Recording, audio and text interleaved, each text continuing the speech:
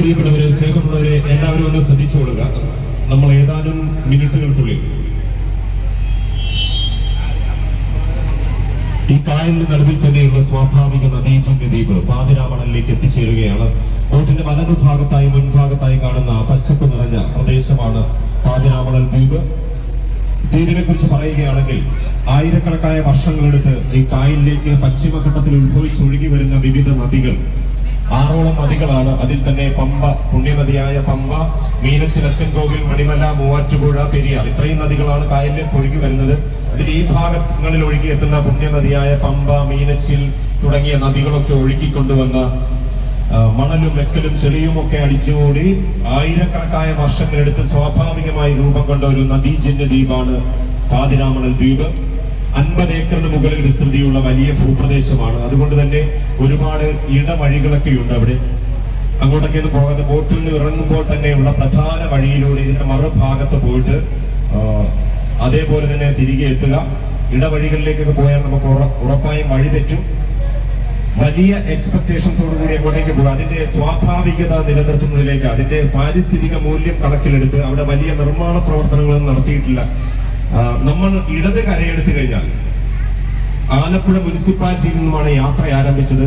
ഇടത് ഭാഗത്ത് അതിനുശേഷം ആര്യാട് ഗ്രാമപഞ്ചായത്തായിരുന്നു. അതിനുശേഷം മണ്ണഞ്ചേരി ഗ്രാമപഞ്ചായത്ത്.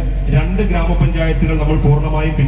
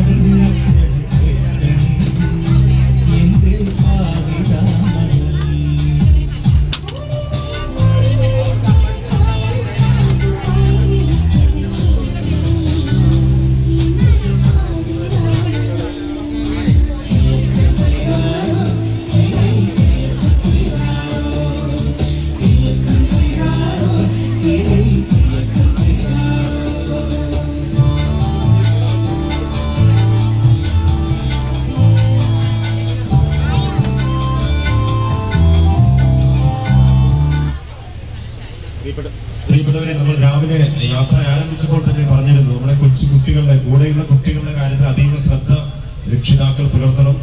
ബോട്ടിൽ അനാവശ്യമായി ഓടി നടക്കാനൊന്നും കുട്ടികളെ അനുവദിക്കരുത്. സീറ്റുകളിൽ തന്നെ ഇരുത്തുക. നമ്മളുടെ ഈ യാത്രയുടെ വിജയം എന്ന് പറയുന്നത്, ഈ യാത്രയിലെ ഏറ്റവും പ്രധാനപ്പെട്ട കാര്യം സുരക്ഷയാണ്. സുരക്ഷ കഴിഞ്ഞിട്ടേ ഉള്ള എന്ത് കാര്യമായാലും എന്റർടൈനിങ്ങും എല്ലാം അടിസ്ഥാനം സുരക്ഷയാണ്. നിങ്ങളുടെ സുരക്ഷയ്ക്കാണ് ഞങ്ങൾ ഏറ്റവും പ്രാധാന്യം നൽകുന്നത്. അതുകൊണ്ട് തന്നെ കുട്ടികളുടെ കാര്യത്തിൽ വളരെ ശ്രദ്ധ രക്ഷിതാക്കൾ പുലർത്തേണ്ടതാണ്.